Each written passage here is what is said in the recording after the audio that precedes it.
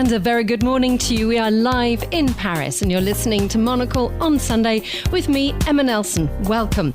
Coming up today here at Maison Allianz, we'll get the latest news here in Paris with Agnes Poirier. Agnes, bonjour. Bonjour. How are things going? What can you tell us? Very well. I mean, like the French team. Just the goal is showering every evening. I'm getting used to it, actually. And I'm told the second week is not going to be as good in terms of medals for the French team. But hey, we've had a fantastic first week.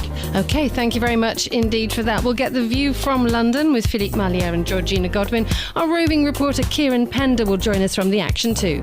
And we'll meet the brothers who've been chosen to direct the official film of the Olympic and Paralympic Games of Paris 2024.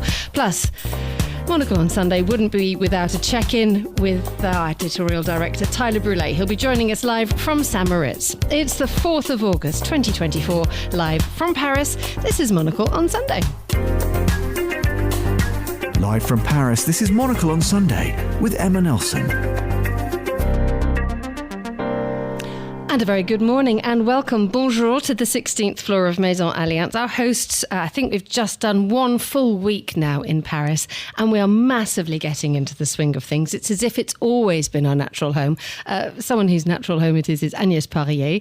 It's so nice to have you, well, near, basically, because normally I talk to you and you're 215 miles away from your top floor room, which has possibly the best view of Notre Dame I have ever experienced in all my life. Agnes took me to a very special place, didn't you? I did. It's my secret place. I'm not sure we should talk about it. Okay. But it has a great view, yes. That might be quite tricky for radio. We'll see what we can do. No, you dive straight into Notre Dame, the soul of France. It's basically outside your window. Yes, it is. It's a typical French attic maid's room, as we call it, because every Haussmannian building, has at the top floor little rooms that where actually you read it in Zola's novels, where maids and domestics used to live, and of course then they would go to the bourgeois flats, on the first, second, third floors.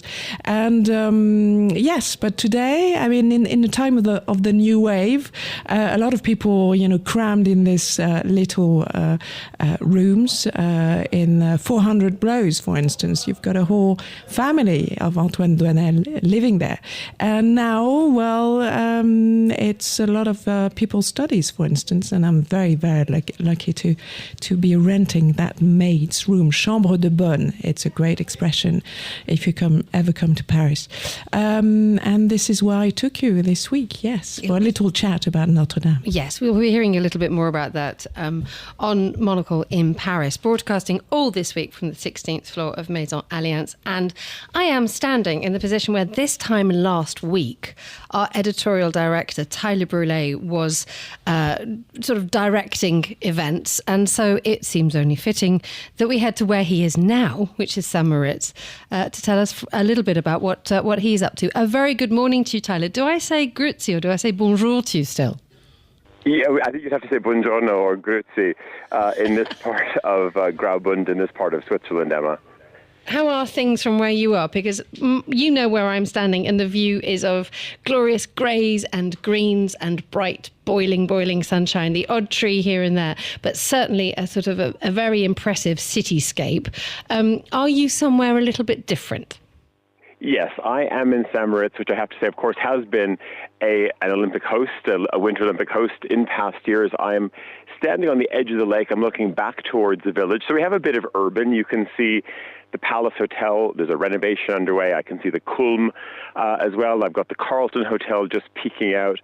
The pathway along the lake is absolutely rammed with people. It's really just incredible to see the transformation that's happened up here. And as I was saying to our Andrew Mulder yesterday, it's also remarkable how many athletes are up here. And we have to maybe do a little bit of research this week as the track and field really gets underway. I'm wondering how many athletes are at high altitude, still training, waiting to fly into Paris. It's incredible, isn't it? I mean, one wonders whether, when you are a previous host of something, there is a sort of a moment when you indulge in nostalgia. I mean, just speaking to people up in St Moritz, are they sort of looking at Paris and going, but in our day we did it like this? Well, we haven't had those conversations, but it is amazing how many people are tuning in. There's so many conversations. Of course, you have this extraordinary mountain setting, as you know, Emma, lots of Kaiserschmarrn and lots of schnitzel and lots of fantastic things to be consumed on the plate, and then just plenty of diversions. But I think there is this moment probably from 6 till 8 or 9 when people go out for dinner that everyone is tuned in, and they are following the results, and they are certainly watching how the French have sort of chosen, of course with the IOC, what does prime time in Europe look like? And it has been amazing how, of course, swimming focus it's been for the course of this week. And also I feel there's a bit of a soft power, even hard power push on the part of the French, on the part of course, the host broadcaster as well, to really push fencing. I've never seen, and also just the crowds. I think they've developed a certain type of drama around fencing that we've never seen before. So, and I can only imagine that you're going to see in school curricula over the coming years. You can't change it over the coming months. Maybe you can. That there's just going to be many more fencers. It's been fantastic to watch the women last night, France versus Japan, and there's real energy in it. And it's kind of remarkable to see how some of these sports come to the forefront, and then many new things, of course, that have emerged as well, which you think actually maybe this doesn't deserve to be an Olympic sport. What I'm quite enjoying about the fencing is the setting, which is, I mean, it is very difficult for something not to look beautiful under the enormous glass roof of the Grand Palais. But I also really like the fact that they dress up in an incredibly smart way. They sort of dress up for the part, which is something that has a sort of an old traditional feel to it. But also the lycra's fine, and I know we've had lycra discussions more than once here on Monocle Radio. But just the idea of, a padded jacket actually suddenly becomes something that you'd quite fancy wearing on an evening out. Absolutely, and depending on where you're going, maybe you would also want sort of a face guard or mask as well. No, it is. There's something very sort of trim, sharp, tailored, and there's a certain, of course, formality to it as well, which is hugely appealing. But no, I think that I think the world is definitely tuned in, and 1 week on, I can say that I think France and Paris, of course, in particular, they're doing a remarkable job. And this, of course, will be a story that we'll be following. What is this going to mean for Los Angeles? Of course, LA has 4 years to sort itself out. But also we have to remember that we have an Olympics that's going to be in Milan, and, of course, up in Cortina in 2 years' time when the Winter Games hit again. And then, of course, this was also interesting as well, just the sheer amount of Europe that there's going to be in this next run of games, because then, of course, we've got coming back to France as well for the next round after Cortina. It is incredible as well the way that the French are doing it. I mean, from the point of view of people operating, us working here, if you're working, the level of service that you're getting from the people who are organising the Olympics and indeed the press coverage is amazing. The space that we've been given is super efficient. It's incredibly welcoming if you're trying to get to places. I mean, from the centre of town up to the Stade de France, it is literally 5 minutes on the RER. This is a city that actually has stepped up effortlessly. It's making something very, very difficult look very, very stylish.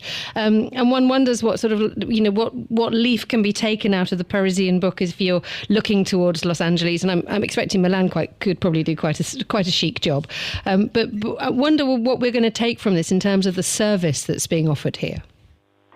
Well, I'm hoping that there's going to be a service Olympics as well, because this is, as you said, it's one thing to, of course, pull something like this off. But I also think in this time when we want to be sensitive to feelings and we think about mental health and all of these different topics, I wrote something in my column today, which is maybe it's time for a global service awards ceremony competition. A service Olympics, if you will, because this is a topic, as much as people might be focusing on the 110 meters in hurdles or whatever it is, it's always a defining topic at every dinner party, when you arrive at the office, when you're getting together with your family, that you had this extraordinary level of service or this absolutely appalling level of service getting on your plane, getting off your train, checking into your hotel, dealing with your bank, attempting to talk to your mobile phone provider. And this is the funny thing coming out of the Olympics, Emma, because there are going to be ever more superstar athletes who are going to become, of course, the ambassadors, the spokespeople for all of these big brands. And I was thinking, the Olympics actually is about sort of bringing everybody along. And you think about all these big corporations, the Bridgestones, the Toyotas, the Allianzes, all of these big sponsors. Maybe they should also think about what can you do with the service economy and recognize excellence. So anyway, I'm sort of throwing that gauntlet down for a corporate partner to pick this up, and maybe we can have Monocle can play a sort of a hand. We can play the IOC role in all of this and governing what global service awards might look like. Who wishing to sort of like pin you down on this one, Tyler? Who's getting a gold medal and who's just face planted in the sand after the triple jump? Well, I commented or wrote about this one gentleman who was on the Rätische. So this is, of course, the wonderful red trains that run throughout the Graubünden region of Switzerland, and they do spill into other cantons as well. But you're familiar with these trains. You're famous for not all of them anymore with the new ones, but where the windows pull down, you're able to sort of just breathe in the smell of freshly cut chamomile, in the Alpine valleys. But there was just this, I guess maybe when we talk about the people who are the faceplant versions, how often do you get on an aircraft and you see some poor child, a mom with two kids, a couple in there pushing 90, and they need help with their bag. They can't get into the overhead bin, whatever it is. And then you have this early flight attendant come up and say, my job is your safety. I'm not here to lift your bags. And then, of course, people start to huff and puff, and then it's normally down to another passenger who has to help these people out. Now, I get it up to a point that, yes, in-flight crew or maybe even people who are at hotels might be there for your safety in case of some type of event. But I think we also have to sort of look at the broader idea. Why did you enter that job? I don't think anyone signs up to work for a major airline to just be a safety officer, because as we know, there is a level of service that they need to deliver. And what was remarkable about this one conductor on the train, he was just on his game. He's got 8 carriages to look after. He's got to collect tickets. And of course, when you're transferring off the train from Zurich and you're getting on the train from Corriva, it's a 2-hour journey to get up to the mountains. He wanted, of course, it's Switzerland. He wanted the train to leave on time. But he was just so helpful. He was happy to lift anyone's bag up. He just had to get that whole thing rolling. But he did it with a smile, but also with, there was a certain level of just empathy and just understanding, okay, I'm going to look after the old dears first, then I'm going to go and deal with the family. And I think these type of people don't get recognized. And yet we have all these corporates, signing up mega stars, for millions and millions. And of course, there'll be athletes, of course, very deserving probably of the millions as well. But I think we also have to sort of turn it back a little bit as well and think about, at a time when almost every economy wants to talk about being service-based today, how do you recognize the people who really excel? Brûlé, near and out. Thank you so much for joining us on Monocle on Sunday. I'm just listening to that, Agnes. I think what we've noticed in our experience in Paris for the last week is that level of service that the French have maintained more than anybody. Coming from a city which is claiming to be super modern and super open, when you go into lots of places nowadays. Brûlé, near and out. Thank you so much for joining us on Monocle on Sunday. I'm just listening to that, Agnes. I think what we've noticed in our experience in Paris for the last week is that level of service that the French have maintained more than anybody. Coming from a city which is claiming to be super modern and super open, when you go into lots of places nowadays, here in Paris, you see a refusal to sort of break traditions, that you have a tradition of service. So people who work in restaurants understand the menu. They understand the concept of service. You don't get it. I am so happy that I haven't seen a QR code for an entire week. Mm-hmm. And what people sometimes throw accusations at the French is that they are too traditional, they are too unbending, that they refuse to compromise. But actually, it seems to have paid off, at least when it comes to the way that people are being looked after in the capital this week. Well, there seemed to be an incredible contrast. If you're a Parisian and have lived through the last few years of daily works in Paris. I mean, we are almost living a civil war. Do you remember that there was those floating e-scooters? We had to ban them. There was a referendum. You got rid of them? We got rid of them. We were the first to introduce them, in fact, we didn't introduce them. We just let it happen, and it almost wrecked the capital. So in the end, the mayor of Paris just let us decide whether we wanted them or not. We didn't. So we often are the first place to experiment things, and it doesn't always go in the right direction. But it's interesting, a lot of Parisians now regret having fled the capital. There's a big article on that in Le Parisien today, because everything is going so swimmingly and so smoothly. But it's something that we feared would not happen. But actually, it's been prepared for 7 years, and it paid off, it seems. And so the great thing about Paris at the moment, it's you only find people who want to be here. And that's why it's so pleasant. Okay, and yes, we'll stay with us because we'll have you for the whole of the programme. But let me bring in my next two guests who, because they are documentary filmmakers, are actually looking at the view. It's quite nice. We have two born observers in front of us. During the 100 days leading up to the start of the Games, and indeed since the opening ceremony itself, the key players involved have been filmed by my next two guests and their teams.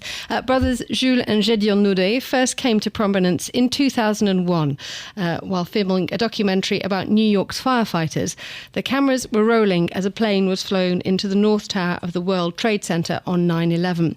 Well, this latest film aims to show the Games, in their words, through the eyes of those who make them happen. Will tell stories from the inside, very human accounts. I am delighted to say that the filmmakers, brothers Jules and Gédéon Naudet, have joined us on Monocle on Sunday. Bonjour, welcome. How are things? Very well. Bonjour. So we are watching the Olympics from the outside. So we're sort of having a really, really nice time. How are your days? Very long. I've lost my voice for screaming for all of the incredible French athletes. But it's a mix of terror, ecstasy, and absolute joy. And that's just from your work? Yes, okay. Of course, because it's, on one side, of course, we have about 17 to 20 hour long days sometime, but we're trying to catch as much as we can, but also to enjoy as much as we can. Can I just ask, Gédéon, the boring logistics of all this, that you are making one long film, but also five shorter films. How, on today, these Olympics are like any Olympics, spread all over the capital. There are different moments taking place at different times, different subject matters, different everything. I mean, how many crews and people have you got out there at any one time trying to capture this? Well, we're doing the official film and the official series, and it's like 5 episodes plus a feature, but. It's insane. We can't be. It's so frustrating. It's the most amazing event I've ever seen in my life, but we can't be everywhere. So we have to make choices. So where do you decide to go? Well, we talk in between ourselves, and then we said, this is what I'm dying to see, and how can we portray it, and where should we put our cameras? And we have like 4 or 5 teams every single day filming everything, But at the same time, it's a bet that we started 3 years ago, and the bet was that we would not do what has been done before, which is a kind of a wonderful best of the Olympic. We said, let's go about to do the behind the scenes. Who are the people who work in the shadow and who make everything possible for those games to happen? And those people, nobody will ever know who they are and what they've done. They'll never get any medals. But for once, let's have an official film that will show their amazing work. And how do you choose, Jules, the characters you are going to follow? Because, as Gédéon has just said, these are not necessarily the main players that we all recognise, but you have to really pick a very careful person who, A, will be a fantastic storyteller, who secondly will let you follow them round, because so they must have the patience of an angel just to be sort of followed around by a camera crew all day, all night, just and to sort of like allow themselves to be revealed. I mean, how do you choose those kinds of people, and who have you chosen? So it's just like any documentary. It's a lot of work before. It's month of getting to know the people, getting to know the organization. This project we started it about 3.5 years ago. And last year we spent a month embedded inside of Paris 2024 headquarters to understand the process, the people, where we could film and all that. And then, sometime we're lucky and we have time to meet these people in advance and explain our vision. And they can be from the architects who helped raise the Olympic rings up the Eiffel Tower. It can be someone in charge of a site of the Concorde who has to create this incredible infrastructure in about a month and a half. And sometimes it's just someone that we meet on the spot, and we have to try to explain our vision and try to be diplomatic and political, and always carry a bag of Haribo candy, which always helps. And then take a chance. And sometimes it pays off for the most time. But the idea was always to try to find something that is kind of behind the curtain, something that makes you wonder, something that makes you, oh my God, that's how it's made. Because as Gédéon was saying, all of these people, they do not win medals, but without them, there is no game. And there is that, as a result, Gédéon, that necessary decision that you have to leave things out. You have to accept that something that might be incredibly interesting and incredibly important isn't going to make it into your film. Yes, no, it's always the most difficult part when you make a documentary, and I'm sure in many venues where you have to literally cut your own limbs. A finger is a shot, and a leg is an individual you met and you fell in love with, and unfortunately you can't put him or her in the movie. And tell us a little bit more about, you first came to absolute fame, as I mentioned at the beginning of this interview, by being in the right place at the right time. Or wrong place, wrong exactly, time. If that is the correct way to do it. You were in the place when the plane was flown deliberately, directly into the North Tower, and it becomes, to many people, it became one of the most, the defining moments. A lot of the films that you have done subsequent to that have focused on key historical events of crisis and pain. So tell us a little bit about what you took from those experiences to be given something which should actually be the most fantastic celebration of life, the Olympics. And that is exactly why we chose it, because we approached the Paris 2024 and the IOC because we were at a stage. We had done a lot of these documentaries, which we are incredibly proud of, to tell these incredible stories of these survivors, of these people that inspire us. But it started to be difficult mentally, to deal with all of that horror. And so we wanted for a long time to kind of give ourselves a challenge, to change from our usual kind of traditional way that we had done documentaries, to take on something else, artistically to grow, to put ourselves kind of in danger. And so when we read about the Olympic ceremony and all that 3.5 years ago, we said, okay, let's do something different. Let's challenge ourselves, something that we had never done, which is to film as we're editing and the biggest event in the world. And so, but what is the link between all of these projects remains the same. It's our fascination with human nature, with these people who achieve things beyond themselves, who can do incredible, who inspire us, who make us vibrate in a way, and that's incredible. And these people, these volunteers or these people working on that, they do that. They inspire us in what that crazy French, also Parisian challenge of we're going to change everything and it's going to be brilliant, and most of the world will think we're nuts and we'll never make it, but. And just tell us a little bit about how much do you have complete control over what goes out here, or what were the parameters? I mean, when you wanted to go to the IOC, as you mentioned. Yeah. I mean, how did you say, hello, we make films about very bad things that happen. Well, can you let us in, please? I mean, what was that conversation like? Well, yes, of course. Immediately it was okay. You're what's going to happen at the ceremony? So nothing. Everything is fine. It was a beautiful ceremony. Nothing happened. No, but it's we had the important thing. We told them we want to have complete access and no censorship. We agreed that there was only two things, which is normal because we always do that, is in terms of security, especially for before the ceremonies or the sites we can talk about, which is just normal. And on the ceremony itself, we could not reveal what was going to happen on July 26th, even though we were privy to all of these secrets months in advance. How did you keep the secret?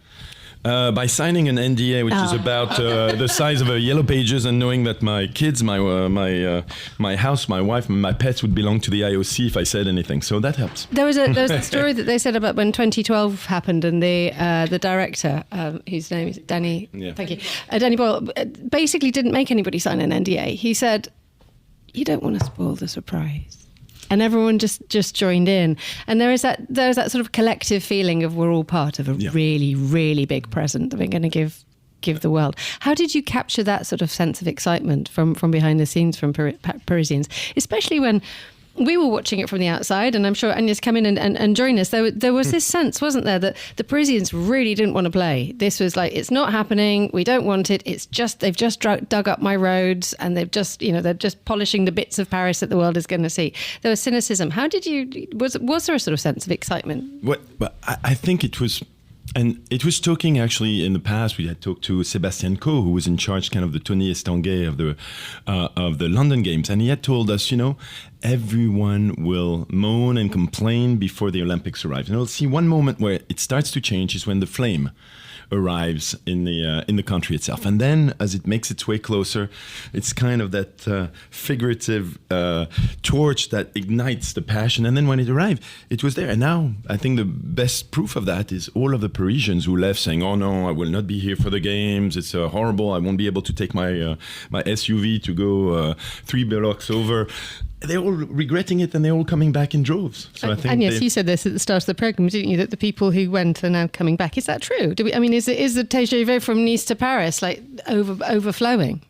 Well, yes and no, because there's also, comfort in watching TV. I mean, it costs much less than the tickets. I try to get tickets, just too expensive.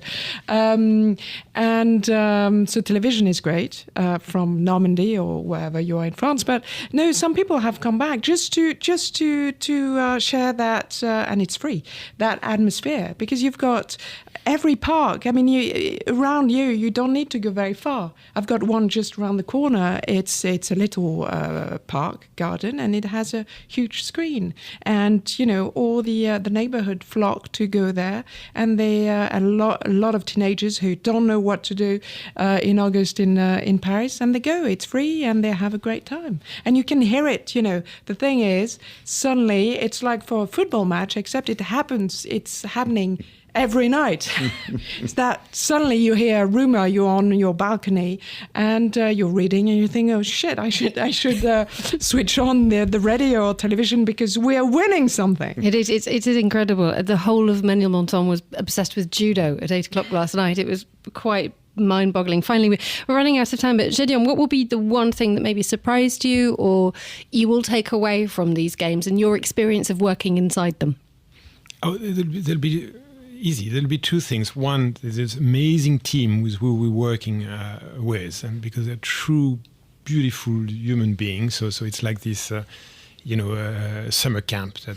And then the people that you meet. For example, there is this guy who works for ArcelorMittal, and he's a guy responsible for putting up those rings, the Olympic ring, on top of the Eiffel Tower.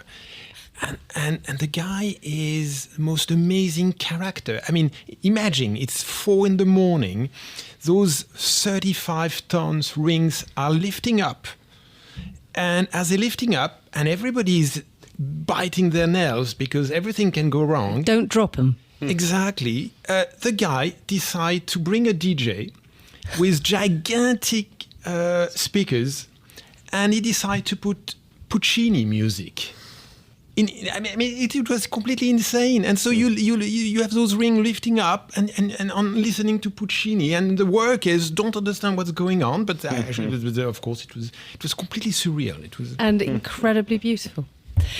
Jules and Gédéon Naudet, thank you so much for joining us on Monocle on Sunday. I'll go and let you get back to your 4 camera crews and your millions of events. I wish you and your editing team the very, very best of luck with that one. The time here in Paris on Monocle on Sunday is 10:33. It's 9:33 a.m. So let's head back a little bit later. Sorry, Georgina. Here's Monocle's Georgina Godwin standing by with the headlines. The US, Britain and France have told their citizens to leave Lebanon due to a risk of military escalation in the Middle East. And Canada's warned citizens to avoid all travel to Israel, saying the regional armed conflict endangers security. Nigeria's President Bola Tinubu called today for a suspension of protests against a cost of living crisis, saying this would create an opportunity for dialogue, his first public comments since frustrated citizens took to the streets last week. Thousands of Venezuelans, buoyed by the presence of opposition leader Maria Corina Machado, marched across the country over its contested election, as President Nicolas Maduro told supporters some 2,000 people had been arrested during protests against the results. And US swimmer Katie Ledecky will leave Paris sharing the throne of greatest female Olympian ever with Larissa Latynina after winning a 9th gold medal to equal the Russian gymnast record. That's the news, and back to you in Paris, Emma. Thank you very much indeed, Georgina. Merci. But we've got a little bit of France sitting next to you, haven't we? We have Philippe Marlière. Bonjour, Philippe. Bonjour. How's life where you are? Well, it's a very interesting life seeing the Olympics, the French Olympics from London, and I kind of feel the passion and deep interest of my fellow citizens for the games. I think it's quite unusual because French are notoriously uninterested in competitive sports, it seems to me, and now they're all dazzled, very, very much in love with the games. You feel very proud to be French. I think I share, from a distance, this sort of feeling of happiness, joy. The French athletes, by the way, are doing pretty well so far. Let's see what happens in the end. But I think in terms of medals, France is also doing well. That also explains the sort of the interest. But I think overall, it all started off with a very successful opening ceremony. I think it took everyone by surprise. I think your guest earlier was saying very rightly so that the Parisians and the French at large were very skeptical about the games. Moaning, this is another probably the French national sport, the moaning about everything. And then that ceremony happened, and I think it really took everyone by surprise in a very nice way. I think everyone thought in France, at least, that it was a very successful, very nice opening ceremony. So since then, things have been, and I share that. I think there's a feeling of pride not in a sense of feeling, superior, nationalistic, not that kind of negative pride, but a positive one, similar to the one experience in London back in 2012. Following also a very successful opening ceremony in 2012, I think the games had been also a bit of a very happy experience in London. But of course, this all takes place against the backdrop of huge political uncertainty. Yes, that's really something absolutely surreal in a way, because France hasn't had a government for a month now, following that snap election, which the governing party lost. Let's not forget that. Macron's party lost the election. No one actually really clearly won it, hence the sort of bizarre situation of the left coming on top have proposed the name of a potential prime minister, Lucie Castex. Macron has completely snubbed that offer, and he decided on a political truce during the games. He said, let's not discuss politics during the game, let's enjoy the game, which is probably a way for him to sort of reflect on the political situation. We see Macron lob, by the way. That's something also which struck me. French politicians, left and right, are quite discreet. I don't know why, because maybe they don't like, again, the games or sports, or maybe something along those lines. But Macron is there, and he's really a big tifo, as the Italians say. He's really a great supporters, meeting, embracing, very tactile president, all the athletes, particularly those who have won medals. I just wonder if the success of the Games and his visibility might actually shift the needle in terms of, in his favour, in terms of the French public. I suppose, I can't read Macron's thoughts. I can't read in his mind what's going on. But I suppose that would be his gamble, political gambles, to say, well, it's a bidding game, a waiting game, and hoping that he might surf on that wave of happiness following the very successful Games, and he, as in turn, might be in a stronger position to sort of impose a kind of decision in the end, which will be more favourable to his own party. Because at the moment, the left is ahead, has won the election, although has no absolute majority, and he should respond to that because the left has put a name on the table. And Macron so far hasn't replied to it. And Agnes, what do you think about that? Well, I think that President Macron is really enjoying the Games. On Friday, he managed to be at 5 different venues to catch the gold each time, won by the French athletes. And the French athletes, I think, they look as if they really love Macron, probably because he's partly responsible for the success. He's been preparing it for 7 years. As for, Philippe said that France doesn't have a government. Well, with the Fifth Republic, France always has a government. It's a living government, obviously, but there's somebody at the wheel should anything happen. And as for Lucie Castet, who is this high civil servant who was completely unknown until the coalition of the left proposed it as a potential prime minister, well, they did so just a few minutes before he addressed the nation. So I'm not sure that President Macron snubbed Lucie Castet. He was just presented 3 minutes before going on air with a name. And of course, there should be a political truce. I don't think it's a political gamble. Everyone wants a political truce during the Olympic Games because the focus should be on something else, that is to say the Games. And that felt very deliberate, didn't it? Because we had Emmanuel Macron at the opening ceremony. He obviously stepped back, stood up to do the official opening of the Games, and then he was very, very deliberately absent for a week. I wonder, both Agnes and Philippe, after we've spoken to Agnes, how deliberate this was to have Macron take a back seat, see how the first week played out. And then, as you say, Agnes, he was suddenly absolutely everywhere. And I suspect that more than one eyebrow was raised when he suddenly started to pop up. Well, I think only the eyebrow of people who don't like him. There are quite a lot of them in France, that's for sure. But it's interesting. Look on social networks. And it's interesting and quite sad. A lot of those people who think they have won the election, that is to say the hard left and many members of the left and the Insoumis, mostly, they don't tweet at all about the Games, which is kind of strange because the whole of France is just behind their athletes. They just rejoice like kids. We're all kids for at least 2 or 3 weeks. We like our team to win. It is a natural thing. And we also enjoy, all great athletes from other countries obviously winning. And there's only Fabien Roussel, the communist leader, who actually enjoys the game. But, that sort of permanent resentment of the hard left, it's great, it's disappeared, and we feel so much better for it. I think the words great and disappeared is something that is being felt by an awful lot of people here in France, that we are in, as we keep mentioning, we're in an incredibly happy little bubble. Politics has gone away, arguments have gone away, the posters of no to the Olympics just seem a little bit of tired and ragged on the streets.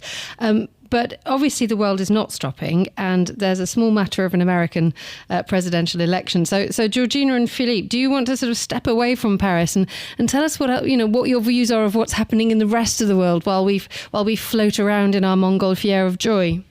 Well, so Agnes was talking about childish behaviour, and we were also talking about, how politics is really unsettled.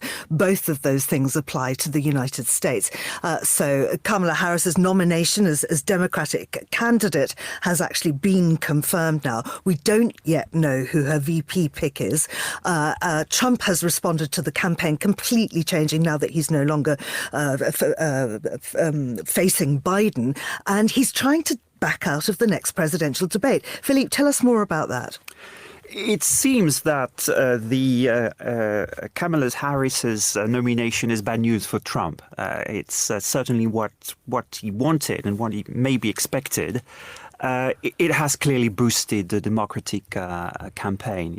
There was an air of defeat until the Biden's finally decided to call it a day on his re-election attempt. And until then, clearly, following this disastrous debate against Trump, it seemed that the chances of a Trump re-election were very high, and the polls were showing that. And in fact, the polls were kept sort of growing and between the two candidates. And now it's the opposite, it's the reverse effect, with polls are narrowing. It will certainly be a tight contest again, but one which this time Kamala Harris can win, whereas before that, I think Biden seemed to be destined to a sure defeat, and for obvious reasons. It clearly didn't look fit for a second term. So it's a major story because she was nominated unopposed. I'm not sure if there had been a proper primary election, she would necessarily have won it. I think it would. No one knows about that because one attempt in 2020, she didn't do particularly well. You might say she's more experienced, she's more known now, so probably that would have played in her favor. But nonetheless, now she seems, and that's the other paradox. She seems she wasn't opposed for obvious reasons, and she seems absolutely buoyant, extremely confident. She is, let's not forget it, after being vice president for 4 years, she was the governor of California, an important political post, which Trump has been belittling so far. She's also a lawyer, which I think in the current situation with all the charges of corruption, fraud, etc. against Trump might be helpful. And she seems, again, quite happy to be there, to relishing the fight. And I think that's very, very good because people who dread a new victory of Trump for whatever reasons, I think that gives a chance. So I think you see also funding as, suddenly funding of a campaign now is also on a high. So all the suddenly the future looks quite bright for the Democratic Party, although, as I say, it will be a tight election. And of course, there is another powerful woman who's making headlines across the world right now. That is Maria Corina Machado in Venezuela. Now, after the elections, with the much disputed elections, there seems to be almost no doubt that those results are inaccurate. She went into hiding, but yesterday she popped up and she joined the protesters. And I think that's really buoyed the demonstrations. Absolutely. And the way I interpret those demonstrations, it's not along the traditional left and right divide. Of course, we know politically where Maria Corina Machado comes from. She's a kind of conservative liberal candidate. And so is the candidate, Edmundo Gonzalez, who obviously seems to have won that election by a landslide, in fact. But I think what was interesting in that situation is that its people are absolutely fed up with incumbent government of Maduro due to corruption, inefficiency, very heavy-handed way he's been handling the political dissent the past years. And let's not forget that it's allegedly a left-wing pro-working class government, and I think he's failed them in many counts. The economic situation is abysmal. The oil revenues have been dilapidated. So the situation is very bad. So I think people are really fed up, and that's the way I see it. And I also see that yesterday, Secretary of State Blinken has finally taken a stand. I think the US have been quite slow in doing that. In the past, they would have really jumped on and sort of made a stand man. And here he's just said, yes, clearly there's obviously a massive fraud, but he said it after all the left-wing government in Latin America have said the same, in Brazil, in Chile, in Colombia. That's also weakening even further Maduro's position. Yeah, absolutely. And Maduro, of course, is a very embodiment of kind of toxic masculinity, of this machismo posturing that's going on. And of course, speaking of manhood, there's one man, Anthony Ammirati, who nearly lost his. I wonder, Emma, if you were to tell us a little bit more about the unfortunate pole vault. Yes, this is a gentleman, a French, clearly, obviously, evidently a gentleman, who's a pole vaulter, and he was doing very well. And he was trying to clear a 5.7 metre mark on his third attempt at the Paris Games. So we're talking about quite a high height here, and he was on track for getting, pretty highly placed. Unfortunately, on the way down, a part of his body, which perhaps until now may have been a source of considerable joy, caused him considerable disaster because it hit the bar and it knocked it off. And as a result, this poor gentleman and his gentleman were denied a moment and denied a spot on the podium. The poor man, or rather the man himself, has now become incredibly famous because of this. And I just wonder, Agnes, how French a story is this? Well, there are plenty of those stories, actually. Yeah, Really? I quite like that one. Yeah, there's this off the mic comment from an Italian sport commentator who was talking about the coffee, the dreadful coffee that was served in Paris wherever he went, and I can tell you he couldn't get. He used so many adjectives like piss, like it was brilliant, a work of poetry. Yes, so there's also a rant. I'm told of this American athlete about the quality of the food. She thought she was going to get 3-star Michelin food at the canteen, and she was very disappointed. So yes, you have those little anecdotes, little trivia that makes you smile every day. Yes, but this glorious thing about this story is it is possibly the most French story that we'll ever experience, and this poor man will be defined by this for arguably the rest of his life. And until he wins the gold medal and everything is forgotten. And yesterday, I think we should talk about something that is also typically French. Did you see that cycle race through Paris? I mean, I caught it Boulevard Saint-Michel completely by chance. They went so fast. It just lasted 1 second. But did you see that they went up the Montmartre, of course? We've got a few bumpy roads, and they went up to the Sacré-Cœur, and they passed the Moulin Rouge. And they were, they were not distracted. They are really great champions because they got the French cancan. It was by all the dancers in their full attire, doing the French cancan for them. Making the effort to try and make them fall off their bicycles. I must confess that the cycling was a whip and kiss for everybody in Paris yesterday, because if you wanted to get to A to B, wasn't easy. And these enormous, I can't tell you how many barriers, Georgina. When I'm in my next life, I'm going to come back as a wildly wealthy barrier provider, because they all seem to be in Paris at the moment, and they all seem to be providing these phenomenal challenges. But then, as you say, Agnes, you're standing there and 3 people on bicycles, you've no idea who they are, you've no idea what they're doing, but they're going really fast. And you think, gosh, they're going really fast. In fact, there's a lot of gosh, aren't they going fast, Georgina? I think I was at the athletics a couple of nights ago, and the 4x100 mixed relay was in the heats, and the the inevitable wow, they're really quick came out of my mouth. At which point, yes, and then of course they went and got the world record. So I win for powers of observation, but boy, these people are faster than anyone else in the world. It's astonishing. It's astonishing, Georgina, to watch these things that are happening on right in front of you on your doorstep. It is absolutely incredible. Absolutely. And, you know, we were talking, Tyler was talking earlier, and I cannot pass up this opportunity to give you this piece of information. He was talking about fencing. And I know that here at Monocle, I was moaning and saying, actually, the last thing I wanted to do was go to the Olympics. And luckily, it's you instead of me.